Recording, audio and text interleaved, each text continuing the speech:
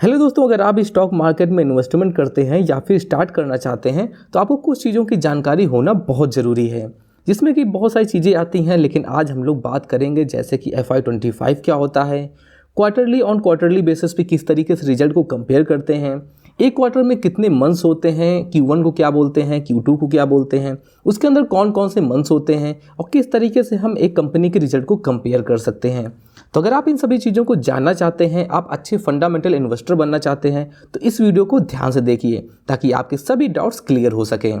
तो हम लोग यहाँ पे बात करेंगे सबसे पहले FY25, यानी कि जो फाइनेंशियल ईयर चल रहा है इसको हम लोग करंट में बोलेंगे FY25, और इसके अंदर कौन कौन सी चीज़ें आती हैं, आखिरकार ये FY25 किस तरीके से बनाया जाता है, इसके बारे में हम लोग सबसे पहले समझते हैं। तो थोड़ा सा हम यहाँ पे इसको स्क्रॉल कर लेते हैं और यहाँ पे हम समझते हैं इन चीज़ों को। तो यहाँ पे आपको देखने को मिलेगा FY25 है, यानी कि फाइनेंशियल ईयर 2025। लेकिन यहाँ पे ज़रूरी बात ये समझने वाली है कि आखिरकार ये जो फाइनेंशियल ईयर 2025 है ये कब से स्टार्ट होता है और कब जाके ख़त्म होता है। तो मैं आपको यहाँ पे एक सिंपल सी चीज़ बता देता हूँ कि जिस तरीके से हमारा जो न्यू ईयर आता है वो 1 जनवरी से स्टार्ट होता है और यहाँ पे 31 दिसंबर को ख़त्म हो जाता है। लेकिन एक्चुअल में फाइनेंशियल ईयर यहाँ पे थोड़ा सा अलग तरीके से चलता है। हमारा फाइनेंशियल ईयर यहाँ पे 1 अप्रैल से स्टार्ट होके अगले साल 31 मार्च को ख़त्म होता है। तो यहाँ पे हम बात करें अगर FY25 की, तो यहाँ पे आप देखेंगे ये जो फाइनेंशियल ईयर है ये 31 मार्च 2025 को ख़त्म हो जाएगा। तो ये बात आपको समझनी पड़ेगी कि FY25 जो होता है ये 31 मार्च 2025 को ख़त्म हो जाएगा। अगर हम इसी तरीके से यहाँ पे हम देखेंगे अगर FY24 होगा तो ये जाके 31 मार्च 2024 को ख़त्म हो जाएगा। उम्मीद करता हूँ आपको ये चीज़ तो क्लियर हो गई होगी। अब थोड़ा सा आगे बढ़ते हैं और डिटेल में समझते हैं। तो FY25 को आपने कई बार FY 2024-2025 भी लिखा हुआ देखा होगा। तो ये दोनों चीज़ें ऑलमोस्ट सिमिलर होती हैं, इसमें कोई फ़र्क नहीं होता है, बस लिखने का तरीका अलग अलग होता है। कई जगह आपको सिंपल FY25 देखने को मिलेगा और कई जगह आपको FY 2024-2025 देखने को मिलेगा, लेकिन दोनों का डेटा बिल्कुल सेम होता है। तो यहाँ पे हम समझते हैं, आपके सामने एक लिस्ट है जहाँ पे आपको Q1, Q2, Q3, Q4 आपको देखने को मिलेगा। तो क्वार्टर बेसिस पे यहाँ पे कंपनी अपने रिजल्ट को निकालती है, इसलिए हम लोग यहाँ पे क्वार्टरली बेसिस पे चीज़ों को कंपेयर करते हैं जो भी कंपनी के रिजल्ट्स आते हैं। तो यहाँ पे सबसे पहले हम देखते हैं Q1 के अंदर कौन कौन से मंथ्स आते हैं। तो सिंपल से कंपनी के 4 क्वार्टर्स होते हैं, Q1 से लेके Q4 तक, और हमारे एक साल में करीबन 12 महीने होते हैं। तो अगर इनको डिवाइड कर देते हैं 4 से तो हर एक क्वार्टर में 3 महीने यहाँ पे इन्वॉल्व होते हैं। तो यहाँ पे हम सबसे पहले लेते हैं Q1 को, जो कि 1 अप्रैल 2024 से स्टार्ट होके 30 जून 2024 तक चलता है। इसी तरीके से जो Q2 होता है यानी Q2, ये 1 जुलाई 2024 से स्टार्ट होके 30 सितंबर 2024 तक चलता है। इसी तरीके से जो Q3 होता है ये 1 अक्टूबर 2024 से स्टार्ट होकर 31 दिसंबर 2024 तक चलता है। और जो हमारा Q4 होता है ये नए साल में ट्रांसफ़र हो जाता है और 1 जनवरी 2025 से 31 मार्च 2025 तक चलता है।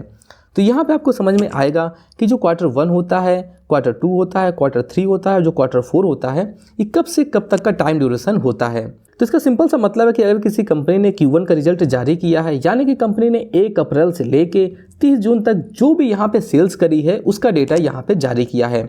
अभी फिलहाल की अगर हम बात करते हैं तो अभी Q3 के रिजल्ट आए हुए थे। इसका मतलब है कंपनी ने 1 अक्टूबर से लेके 31 दिसंबर तक जो भी यहाँ पे सेल्स करी थी, जो भी मुनाफा कमाया था, उन सभी का यहाँ पे डेटा रिलीज किया था। और आने वाले समय में 1 जनवरी से लेके 31 मार्च तक का सारा डेटा हमें Q4 के रिजल्ट में देखने को मिलेगा।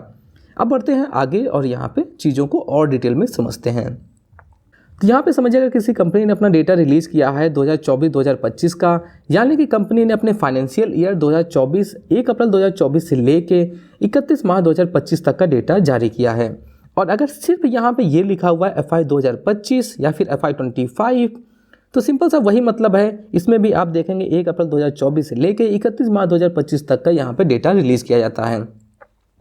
तो इन दोनों को लिखने का सिंपल सा अलग अलग तरीका है, लेकिन दोनों का मतलब बिल्कुल सेम होता है। अब यहाँ पे बात करते हैं कि आखिरकार हम कंपनियों के रिजल्ट्स को किस तरीके से एनालाइज करते हैं। तो अगर हम यहाँ पे बात करते हैं क्वार्टर ऑन क्वार्टर बेसिस पे, जैसे आपको देखने को मिलेगा Q ऑन Q, तो यहाँ पे आप देखेंगे ये है 2024 का डेटा, इसके 4 क्वार्टर हैं, और यहाँ पे है 2025 का डेटा जहाँ पे भी 4 क्वार्टर होते हैं।